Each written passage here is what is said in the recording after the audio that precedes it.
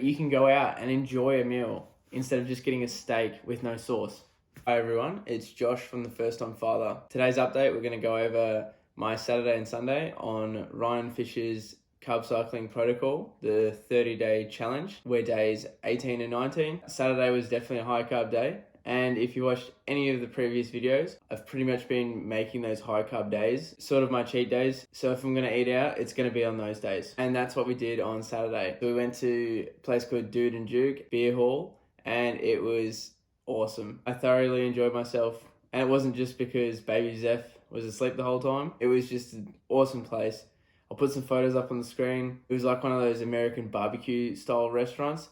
And it was a beer hall where you could pour your own beers. You inserted your card into the card machine, and then you could just pour your own beer, and it was so cool. I will definitely be going back, and I'll have way more footage of that place next time we do. So because staying on track with my goal and this challenge is the most important thing in regards to my fitness goals at the moment, I didn't want to go over my calories that day. Even though it was a higher calorie day and it would have been harder for me to go over my calories, I still wanted to stay in the ballpark of my macros as well. But Saturday was the first time since starting this challenge where my actual macros have been out by a significant bit. Now, it's hard when you go out and you're doing something like carb cycling or say keto or some type of restrictive nutrition plan, because you don't always know what you're getting on the plate.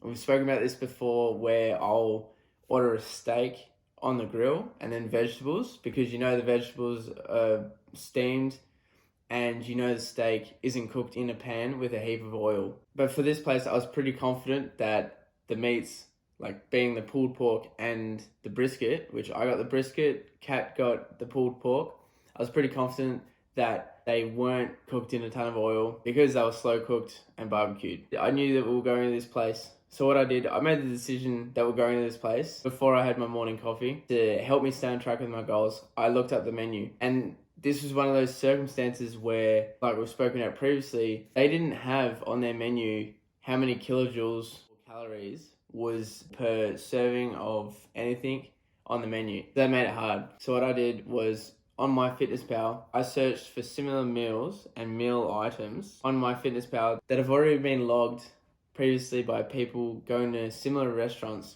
And all you gotta do is type in what the item is. So one of the items was the smoked beef brisket. So I just typed that in, and then I sort of just used common sense and chose one that was about the average of all of the ones that were popping up. And that's the one I went with. Then I decided how much the serving size would be, because you don't know. If you haven't been to the restaurant before, you don't know the serving sizes. So you can kind of guesstimate, and I guesstimated around the 300 grams for the beef brisket, and I think I wasn't too far off. I do think it was a bit lower than that. I think it was 250, around the 200, 250. So with all that in mind, I just got an average of one of the ones that I found on MyFitnessPal for the beef brisket, for the jalapeno and cheese Kransky, for the chips, and for the slaw. Did the same thing for all of them, chose the average, figured out roughly what my serving size was going to be, and then put that into MyFitnessPal. And then as you can see, it came out to be about 2,400 calories, which is insane. I don't think overall the meal came to that. But again, I'm doing this in the morning of to set myself up for success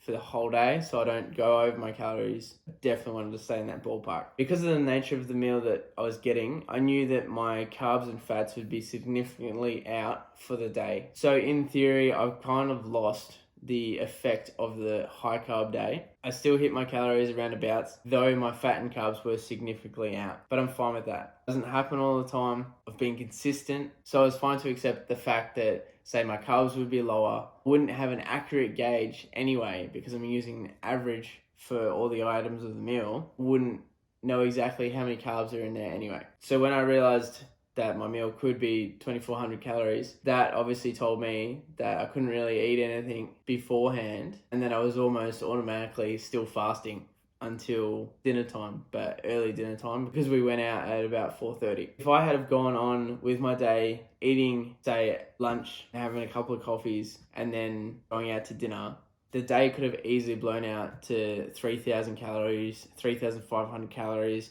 somewhere along those lines. Again, we don't know exactly how much calories I had for dinner. It's just a ballpark to keep you on track. That's why I sorted it out in the morning. So you do it before you start eating, or do it the night before. Have a little bit of planning ahead. That way you have more freedom in your meal options. If you're not going to plan ahead, then go with the default that I said before, being a steak on the grill and some vegetables. You're not going to go over your calories with those type of meals because you basically know exactly what you're getting, and it comes out to like a 400 to 500 calorie meal, and you can get that pretty much anywhere. Go wherever your partner wants to go for lunch and you can get that. But in instances where you're treating yourself and you want to make the most of it, plan a little bit ahead of time, at least before you're eating that day. You can set yourself up for success. Now, I'm not about starving myself for one meal, but I did personally hold out until a couple of hours beforehand when I started to get hungry, when I felt I needed to eat. And I just had my go-to at the moment for just a quick snack,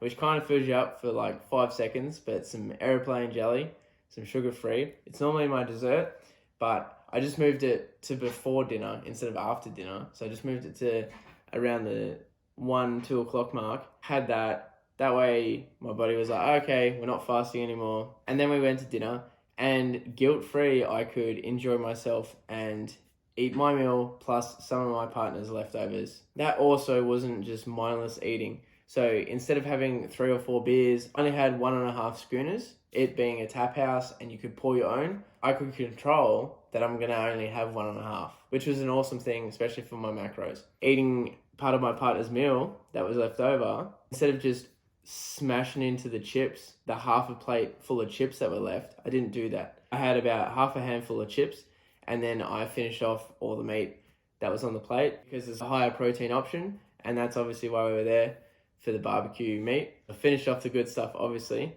but that was still a conscious decision in keeping my macros more in check. Overall, for the day and for that evening, you can see my calories were over by about 250 calories. As I said before, I don't think that's entirely accurate. I do think it was less than that. The meal was a little bit smaller than I had anticipated, but I would prefer to punch in numbers that are over rather than under. That way I'm not doing myself a disservice and thinking that, oh, I'm under by 200 calories, I can have a quick snack before bed, and that's just sending me further over in calories. So I prefer to overestimate rather than underestimate for that reason. So being over by 250 calories, this comes in with a little bit of the mindfulness when you're eating and you're training. So the following day was Sunday, which is my long run day. Even before this challenge, if I was going to have a day where I was going to possibly throw out my calories or definitely throw out my calories, I would do it on the Saturday before my run. That way my body can put all those extra calories to use on the run, and also the next day pretty much makes up for it. Within that 48-hour period, I even out to still being on track. Because say I burnt 800 calories in the run, in my mind, it's just good to know that, yes, I might have gone over by 250 calories, or it might have been only 100 calories. We don't actually know because we just averaged it out and put in the numbers that we thought. Say I went over on the Saturday, and then the Sunday I'm sticking to my calories. I hit my calories on Sunday, but I'm also in a larger deficit on the Sunday because I did my long run, which is part of my training and was always going to happen. So I can plan for that.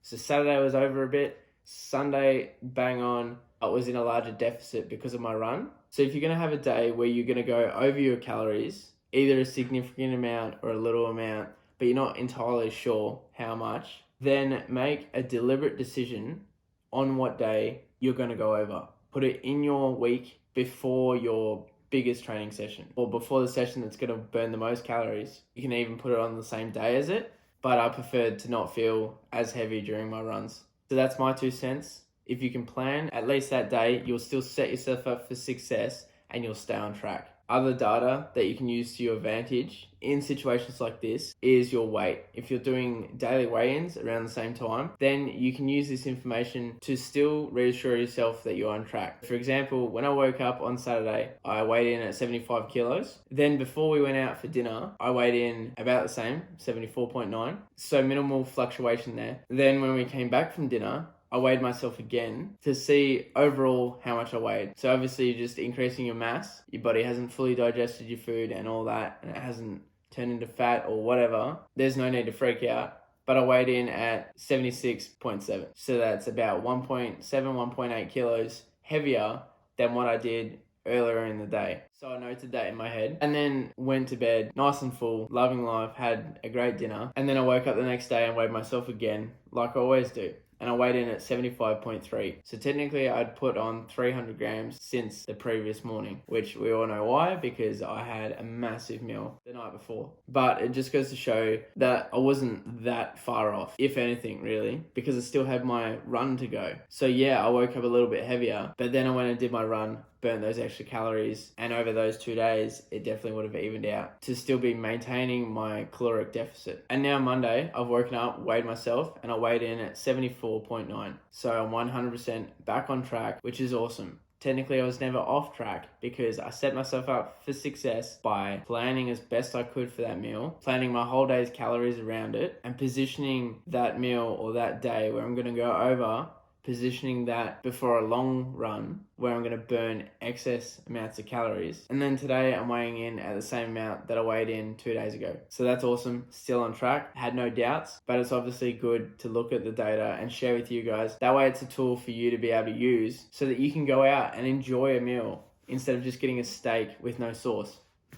Unless you like that type of thing. But it's also nice because, in my opinion, you don't want to be doing things as a diet. Oh, this is my diet for X amount of time. You want to be doing things as a lifestyle. End state is you want to have control over how you're eating, and you want to know those fundamentals of how to plan it and how to stay in your caloric deficit if you want to lose weight, and how to manipulate your macros to reach your goals. So it's a better way to look at it as a sustainable lifestyle. So I hope that's some helpful tips that you can use to say enjoy yourself a little bit more every now and then whilst still kicking your goals, because they're both as important as each other. Your goals and your sanity are both key to your success.